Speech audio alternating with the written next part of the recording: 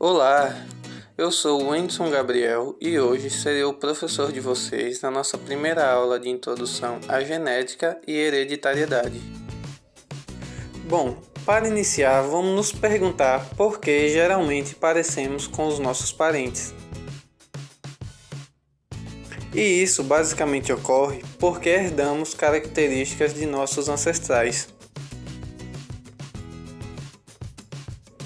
Vamos relatar uma situação hipotética que pode inclusive acontecer com certa facilidade, onde um homem há de conhecer uma mulher.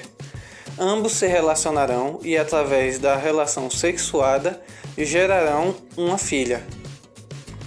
Essa filha deles terá características semelhantes à de seus pais, características herdadas, tais como a cor da pele, a cor dos olhos, o cabelo, o nariz e a boca, entre outras.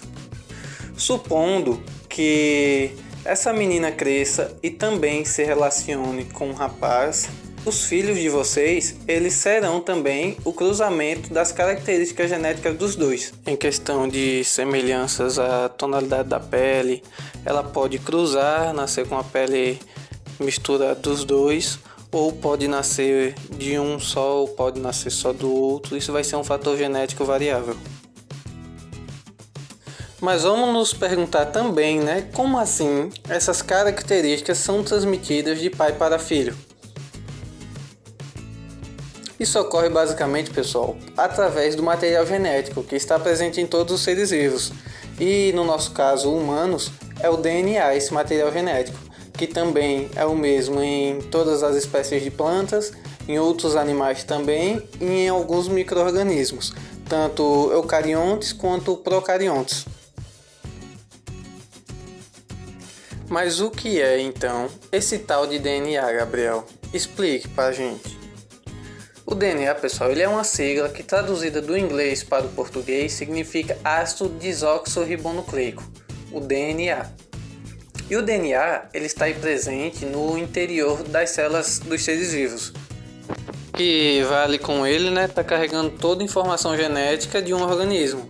E nesse sentido, é constituído ele por uma fita dupla em forma de espiral, que é denominada dupla hélice. Cientificamente ou popularmente esse nome está correto. Essa dupla hélice ela é composta por nucleotídeos, e esses nucleotídeos estão relacionados diretamente com as características físicas e fisiológicas do nosso corpo ou do organismo ao qual presente. Por essa fita DNA ser grande, elas vão se enrolar e vão formar os cromossomos e vão então estar presentes no interior das células, sendo as células a menor e principais conjunto de estruturas funcionais de um organismo vivo. Já que falamos sobre células, vamos falar agora sobre as células de reprodução, que são os gametas. No caso de nós humanos, dentre outros animais, os gametas eles são dois. O masculino, que é o espermatozoide, e o feminino, que é o ovócito. Eles dois juntos serão responsáveis pela formação de um novo ser vivo, onde o espermatozoide e o ovócito, através de relação sexuada, vai ocorrer um processo chamado fecundação, dando início assim a um novo ser vivo. O óvulo, que será fecundado com o gameta masculino, o espermatozoide, vai então estar possuindo os dois cromossomos, o cromossomo do pai e o cromossomo da mãe. Eles vão se juntar e juntos formarão o cromossomo do filho, que é a mistura dos dois cromossomos.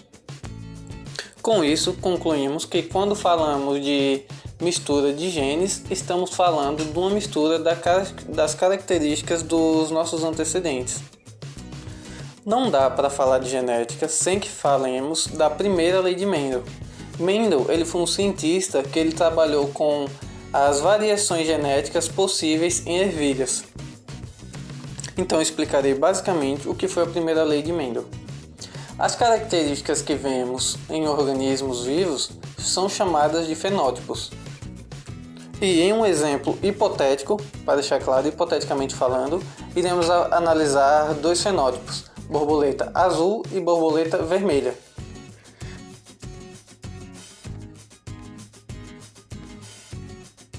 Azul será o gene expresso com o alelo dominante, AA. Já o vermelho será o alelo recessivo, Azinho, Azinho. Então, os genótipos possíveis serão 3. Azão, Azão, gene homozigótico dominante. Azão, Azinho, gene heterozigoto que se expressará o azão dominante. Então serão ambos borboletas azuis. E Azinho, Azinho, gene homozigótico recessivo. Então se expressará borboletas vermelhas. Então, o que Mendel fez? Um cruzamento parental entre ervilhas. E esse está sendo representado aqui agora, hipoteticamente, com borboletas, onde foi feito um cruzamento entre borboletas homozigóticas azão-azão, ou seja, dominantes, e borboletas homozigóticas azinho-azinho, ou seja, alelo recessivo.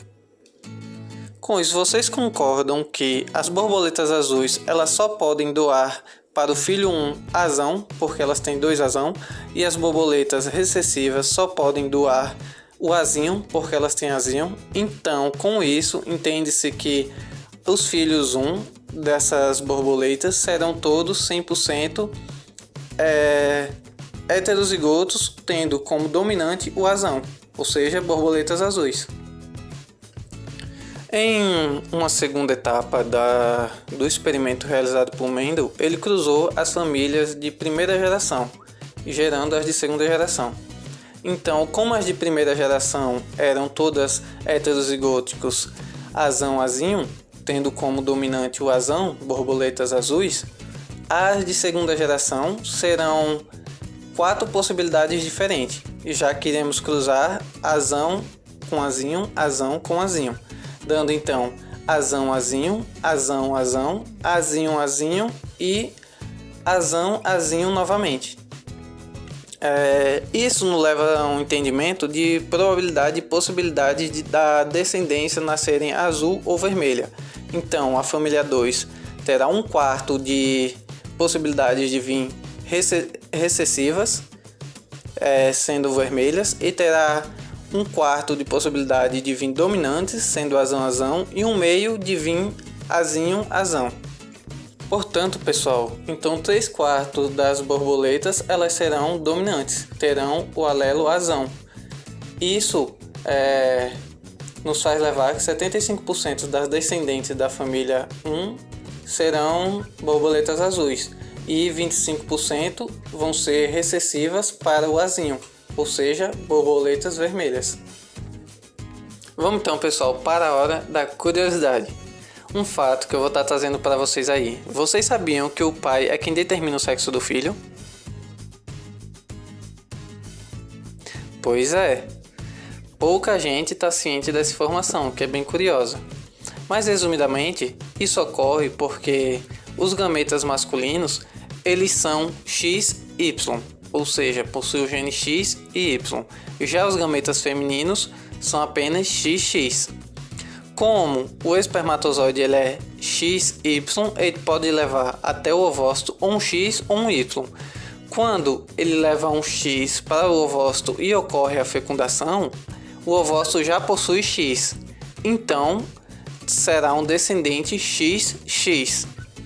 Esse é o genótipo para o sexo feminino. Então, esse descendente ele será uma criança do sexo feminino. Por outro lado, quando ocorre do espermatozoide levar o gene Y e cruzar com o gene X do ovócito, gerará um descendente XY. XY é o genótipo para o sexo masculino, ou seja, nascerá uma criança do sexo masculino.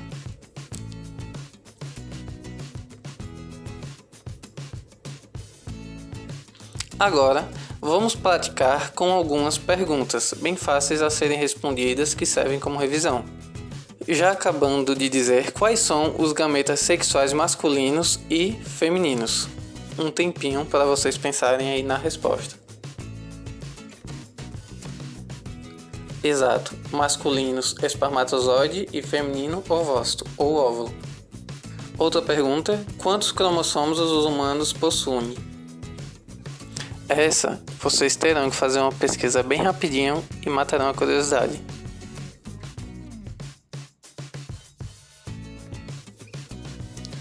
Pois então, os humanos possuem 46 cromossomos, isso no geral, ou 23 pares de cromossomos.